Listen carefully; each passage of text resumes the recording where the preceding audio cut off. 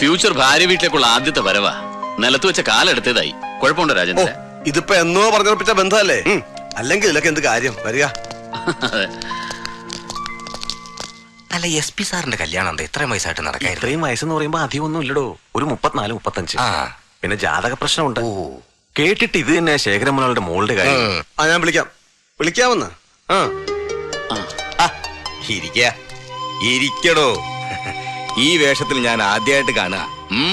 കേമായിട്ടുണ്ട്. ഹോസ്പിറ്റലിൽ നടന്ന പ്രശ്നങ്ങൾ രാജേന്ദ്രൻ പറഞ്ഞു. വൈകാതെ എന്ത് ആക്ഷൻ വേണമെങ്കിലും എടുക്കാം. സത്യത്തിൽ താനിവിടേക്ക് ട്രാൻസ്ഫർ ആയി വന്ന സമയം നന്നായി. നീലകണ്ഠന്റെ ചെക്കന് ഇല്ലായിരുന്നെങ്കിൽ അവന്റെ പണി ഞാൻ തീർത്തേനെ. ലക്ഷങ്ങളുടെ നഷ്ടമാണ്. സീനി ഒന്ന് കാണണം. കൊറോണറി യൂണിറ്റ് മുഴുവനാണ് തല്ലി തകർത്തത്. ഇമ്പോർട്ടന്റ് മെഷീൻസ് ആണല്ല. ഇനി അതൊക്കെ ഒന്ന് റീപ്ലേസ് ചെയ്തുകൊണ്ടിരുന്ന സ്ട്രെയിൻ എത്രയാ? അവന്റെ അച്ഛൻ പണ്ടിച്ചൽ ചട്ടമ്പിത്തരവ് നടന്നിട്ടുണ്ടാവും. അതിന്റെ കെയർ ഓഫില് അവൻ തോന്നിയാസായിട്ട് ഇറങ്ങിയാല് ഇത് കാലം മാറി. ചേരമോൻ പറഞ്ഞ പോലെ പണി തീർത്തു കൊടുക്കാൻ അറിയാത്തവരല്ല ഇവിടെ ആരും. അങ്ങനെ ഓരോരുത്തരും റിയാക്ട് ചെയ്യാൻ തീരുമാനിച്ചാൽ ഞങ്ങൾക്ക് ജോലി കൂടും. അതൊന്നും വേണ്ട. രാജേന്ദ്രൻ ഒരു കംപ്ലൈന്റ് പ്രിപ്പയർ ചെയ്തിട്ടുണ്ട്. That's enough. അതില് ജാനകി ഒന്ന് സൈൻ ചെയ്യണം. പിന്നെ വേണ്ടത് ഞാൻ നോക്കിക്കോളാം.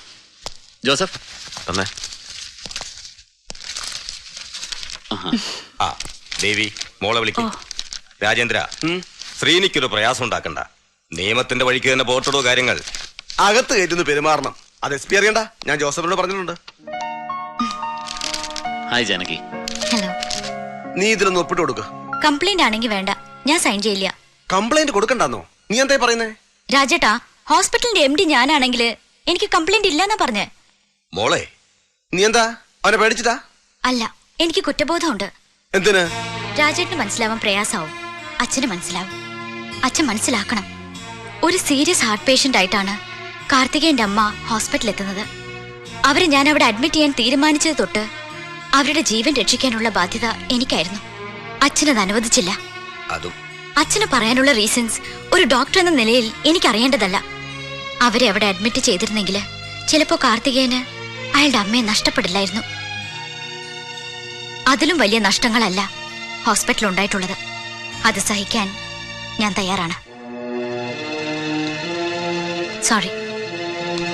Janaki, I can understand.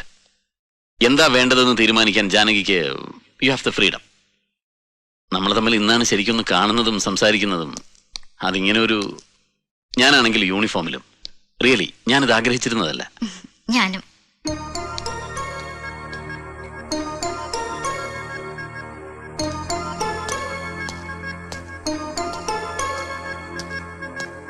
ഞാൻ ഇറങ്ങുന്നു.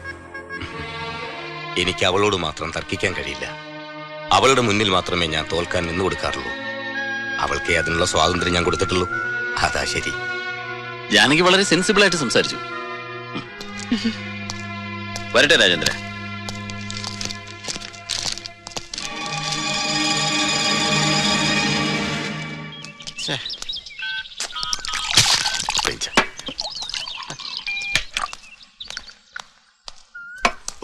ഓഹോ, തുടങ്ങിയോ? ഇപ്പൊ ഒഴിച്ചേ ഉള്ളൂ.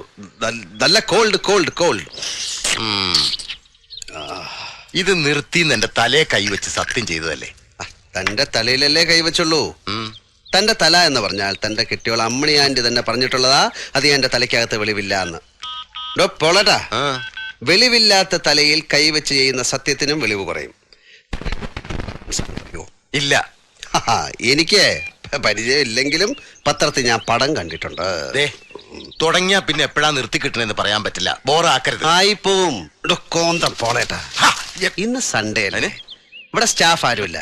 പ്രൈവസി അല്ലേ? മെനേഡ് കാണിക്കണം ഒരുമാതിരി. ഇതങ്ങേർക്ക് വേണ്ടി കുടിക്കുന്നതാ.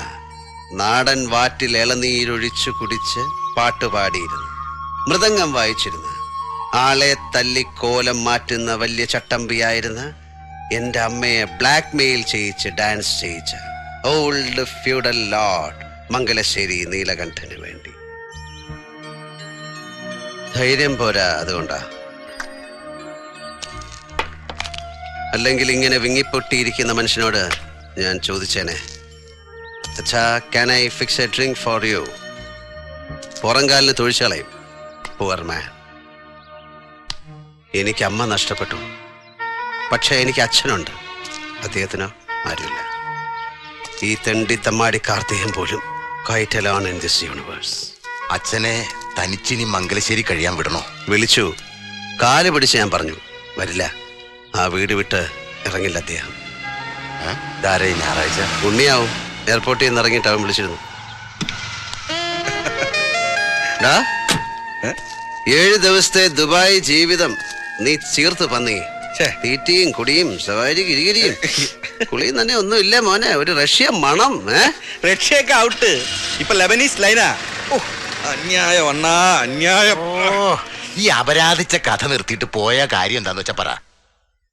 അത് പാണാശ്ശേരി നമ്പി. മണിയമ്പര പുരുഷോത്തമൻ കോല് വെച്ചു. കോൺട്രാക്ട് അവൻ പോക്കറ്റിലാക്കി. പുരുഷോത്തമൻ അറബിയും കൂടെ ഡിങ് ഡിങ്. പിമ്പ് ചന്ദ്രദാസൻ. നമ്മൾ ഇറക്കിയ ഇൻഷ്യൽ മണി 10 ലക്ഷം രൂപ ഗോൺ. ഈ പുരുഷോത്തമനെ ഒന്ന് സ്റ്റാൻഡിൽ പിടിക്കേണ്ടി വരും. അവന്റെ ചുക്കാമണി ചെത്തി ഞാൻ കാക്കയ്ക്ക് എറിഞ്ഞു കൊടുക്കും. വരട്ടെ. മുൻകൂട്ടി അറിഞ്ഞിരുന്നെങ്കിൽ 50 ലക്ഷം കൈ വന്നപ്പോ നമ്മുടെ 10 ലക്ഷം ഞാൻ പിടിച്ചാനെ. ഗവർണറുടെ കേസ്.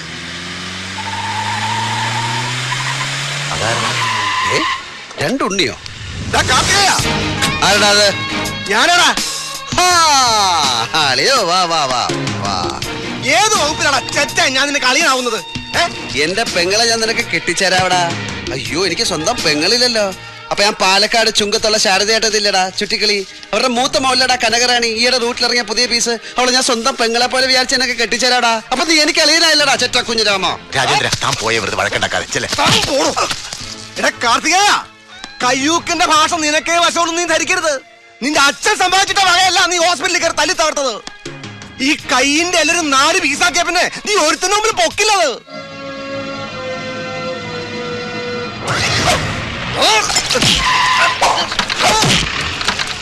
രാജേന്ദ്രൻ സാർ പൊയ്ക്കോളൂ.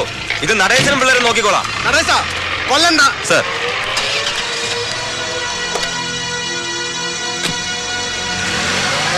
കോളേറ്റ് ഉണ്ണി ബാക്കിലോട്ട് നിക്കി. മോനെ നടേശ, ചീപ്പ് ഷൈനിങ് ആണെന്ന് വിചാരിക്കരുത്. വാച്ച് കാർട്ടിയർ ആണ്. 1.5 ലക്ഷം രൂപ വില വരും. ഇതിവിടെ ഇരിക്കട്ടെ. ഓ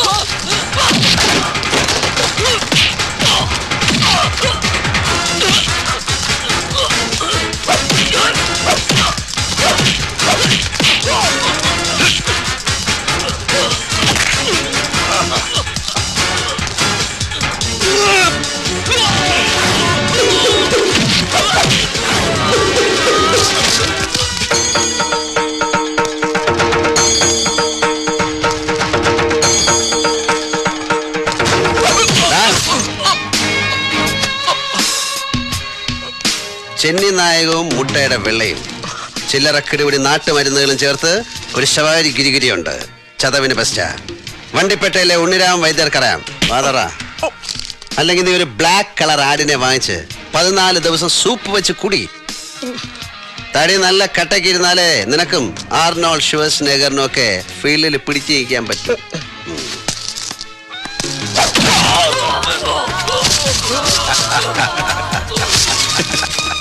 വെടിപ്പായല്ലോ പോളേട്ടാ, ഹാപ്പി അല്ലേ?